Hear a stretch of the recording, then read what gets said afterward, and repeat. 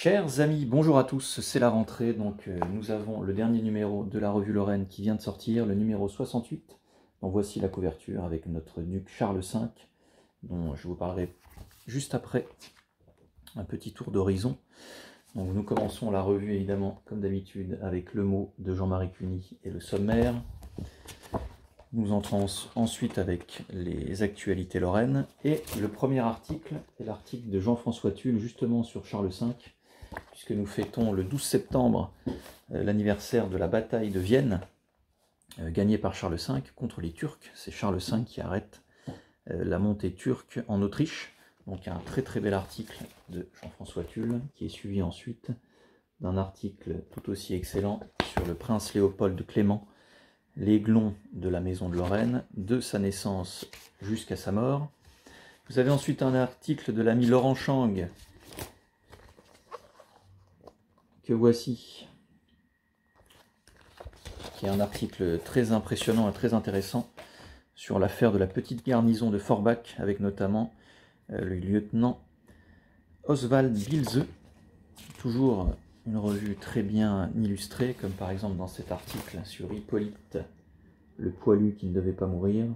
Donc vous avez toujours de belles illustrations pour agrémenter les textes qui sont eux aussi toujours très intéressants. Je ne vous montre pas tous les articles, vous découvrirez ça. Il y a évidemment la rubrique livres, comme dans tous les numéros, par notre ami Alain Beaugrand.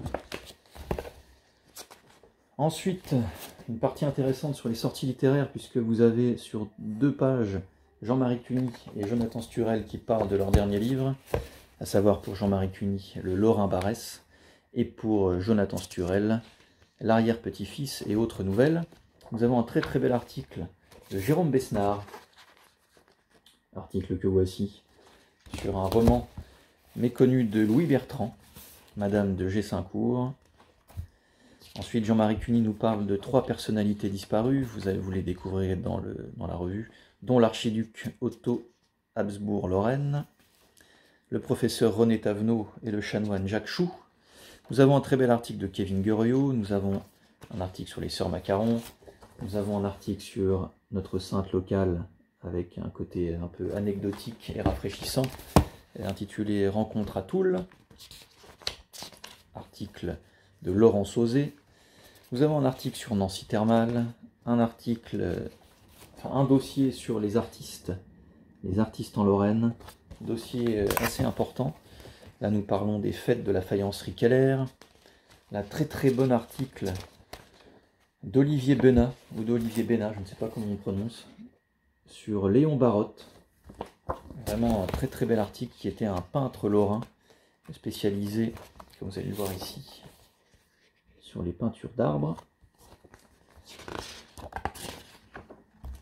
Et Jean-Marie Cuny termine comme d'habitude la revue, encore une fois, dans le dossier sur les artistes lorrains, avec un tour d'horizon des artistes lorrains en Lorraine, historiquement et actuellement, et on termine évidemment avec le Lorrain Barès, qui est en dernière page.